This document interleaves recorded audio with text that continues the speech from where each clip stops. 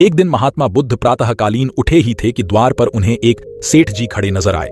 उन्हें चिंताग्रस्त देख महात्मा बुद्ध ने उनसे समस्या जाननी चाहिए। सेठ जी बोले, महाराज, मेरे पास विशाल संपदा है, भरा पूरा परिवार है और मुझे कोई रोग भी नहीं है, फिर भी मुझे नींद नहीं आती, रात भर करवटें ही बदलता रहता हूं। महात्मा बुद्ध ने कहा, सेठ, तुम्हारे पास वह नहीं है जो नींद के लिए आवश्यक है। सेठ ने पूछा, वह क्या है महाराज?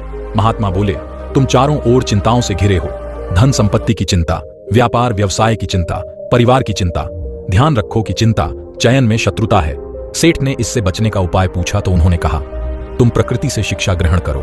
पेड़ पौधे, फूल, पानी और प्रकाश के रूप में उसकी अनंत संपदा चारों ओर बिखरी हुई है, किंतु वह चिंता मुक्त है।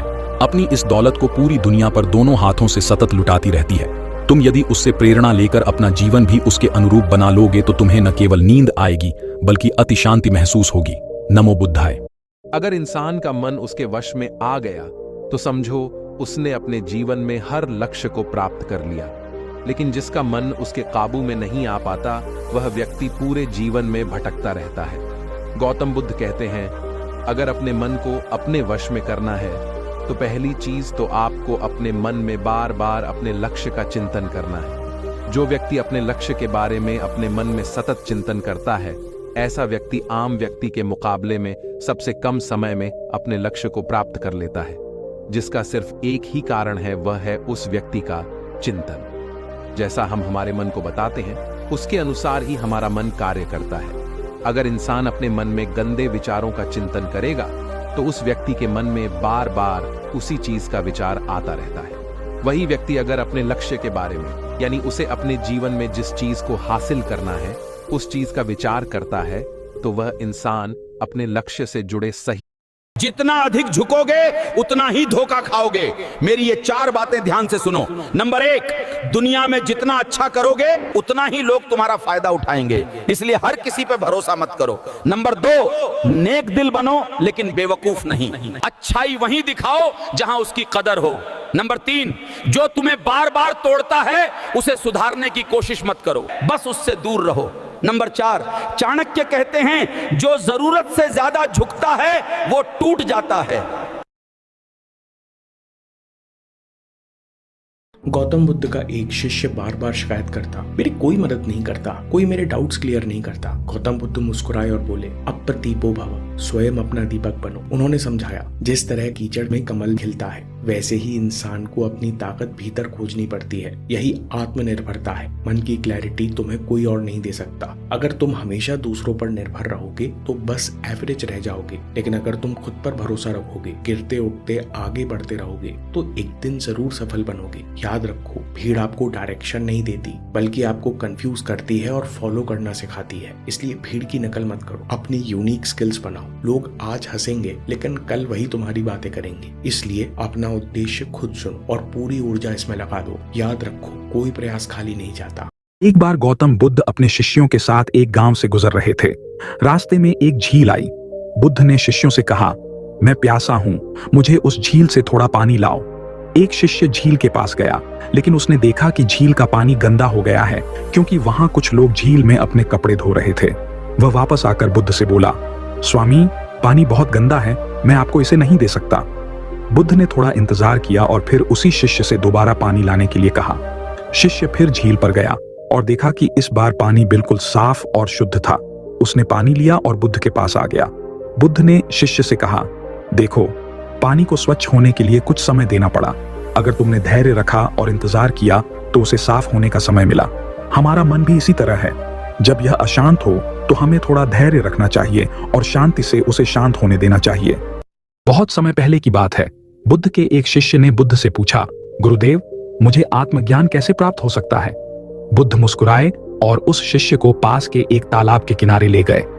तालाब के पास पहुंचकर बुद्ध ने शिष्य से कहा, तुम इस तालाब में जाकर अपने चेहरे को पानी के अंदर डुबाओ। जैसे ही उसने अपने चेहरे को पानी के अंदर डुबाया, बुद्ध ने उसके सिर को पानी के अंदर धकेल दिया। शिष्य ने खुद को छुड़ाने की कोशिश की, लेकिन बुद्ध ने उसे मजबूती से पकड़ रखा था। कुछ देर बाद जब शिष्य का दम घुटने लगा तो बुद्ध ने उसका सिर पानी से बाहर निकाला। शिष्य हांफते हुए सांस लेने लगा। उसकी आंखों में भय और आश्चर्य था। बुद्ध ने कहा, जब तुम्हारी इच्छा ठीक उसी तरह तीव्र हो जाएगी जैसे तुम्हारी सांस लेने की इच्छा थी, तभी तुम्हें आत्मज्ञान प्राप्त होगा। शिष्य ने अब समझ लिया था कि आत्मज्ञान के लिए केवल ज्ञान ही नहीं बल्कि पूर्ण समर्पण और तीव्र इच्छा भी आवश्यक है। नमो बुद्धाय। बुद्ध कहते हैं कि जीवन में सफल होना है तो इन 5 बातों को दिमाग से निकाल दे। नंबर 1, मुझसे नहीं होगा। नंबर 2, लोग क्या कहेंगे। नंबर 3, मेरा मूड नहीं है। नंबर 4, मेरी किस्मत खराब है। नंबर 5, मेरे पास समय नहीं है।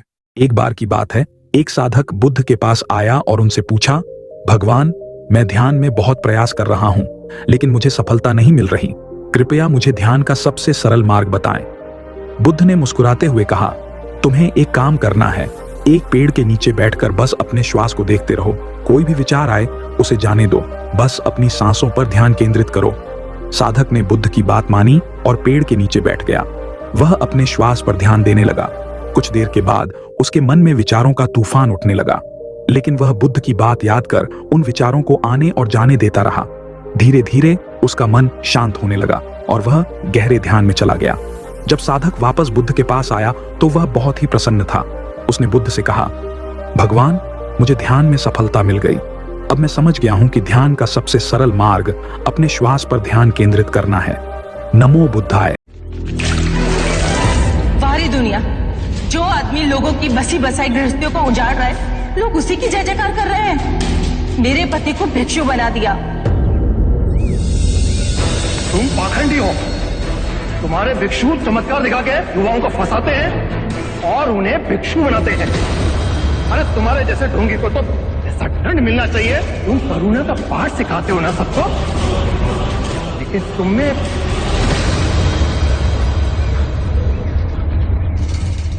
करुणा है।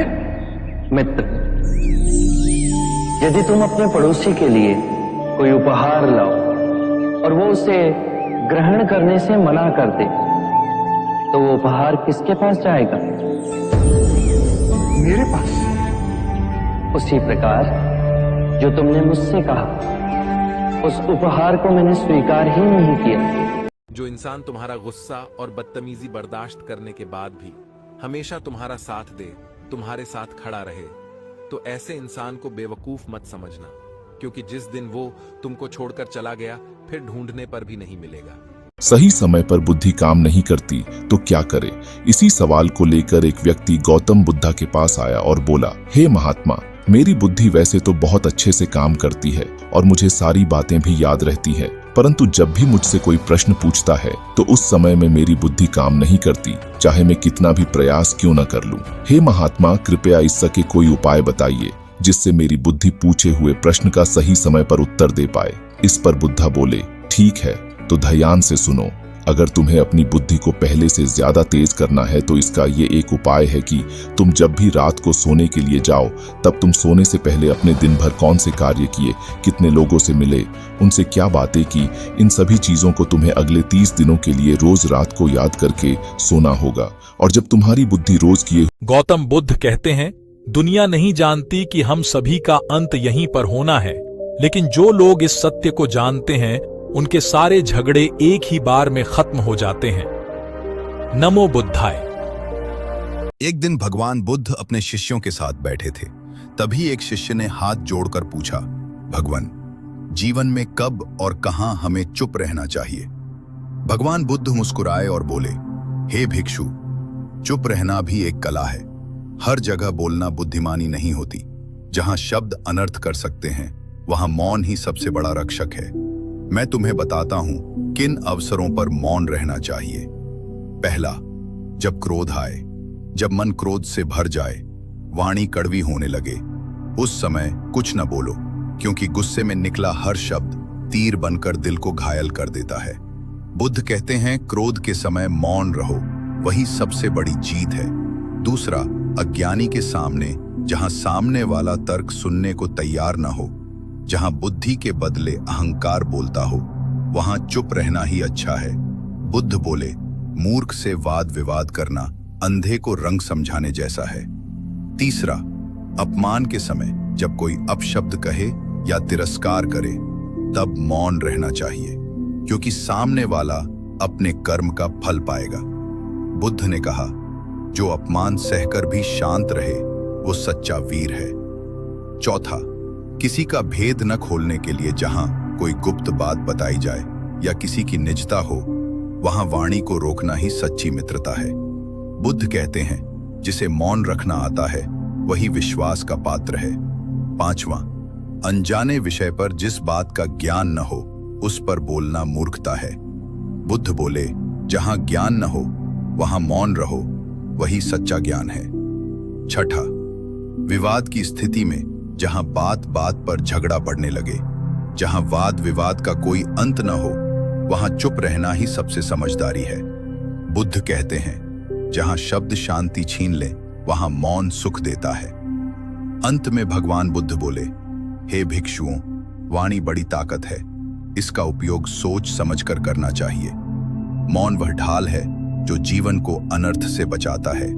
जहां जहां वाणी दुख दे सकती है वहां वहां मौन ही सबसे बड़ा धर्म है। सभी शिष्य इस उपदेश को सुनकर गदगद हो उठे और प्रण किया कि जीवन में उचित स्थान पर मौन धारण करेंगे। बुद्धम शरणम गच्छ।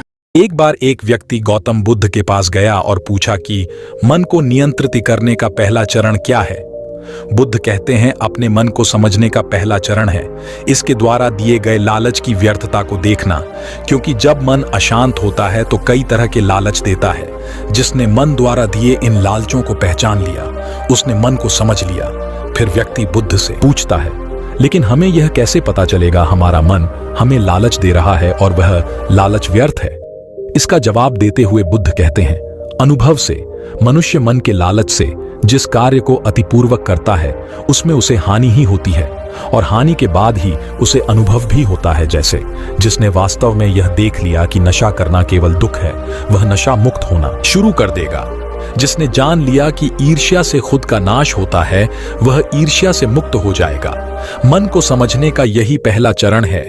नमो बुद्ध। गौतम बुद्ध का एक शिष्य बार बार शिकायत करता, मेरी कोई मदद नहीं करता, कोई मेरे डाउट्स क्लियर नहीं करता। गौतम बुद्ध मुस्कुराए और बोले, अप्रदीपो भव, स्वयं अपना दीपक बनो। उन्होंने समझाया, जिस तरह कीचड़ में कमल खिलता है वैसे ही इंसान को अपनी ताकत भीतर खोजनी पड़ती है। यही आत्मनिर्भरता है। मन की क्लैरिटी तुम्हें कोई और नहीं दे सकता। अगर तुम हमेशा दूसरों पर निर्भर रहोगे तो बस एवरेज रह जाओगे, लेकिन अगर तुम खुद पर भरोसा रखोगे, गिरते उठते आगे बढ़ते रहोगे तो एक दिन जरूर सफल बनोगे। याद रखो, भीड़ आपको डायरेक्शन नहीं देती बल्कि आपको कंफ्यूज करती है और फॉलो करना सिखाती है। इसलिए भीड़ की नकल मत करो, अपनी यूनिक स्किल्स बनाओ। लोग आज हंसेंगे लेकिन कल वही तुम्हारी बातें करेंगे। इसलिए अपना उद्देश्य खुद चुनो और पूरी ऊर्जा इसमें लगा दो। याद रखो, कोई प्रयास खाली नहीं जाता। किसी भी बात पर सहजता से विश्वास मत करना, चाहे वो मेरे ही कहे हुए वचन ही क्यों ना हो, जब तक वो तुम्हारे विवेक और तुम्हारी व्यवहारिक बुद्धि से मेल ना खाएं।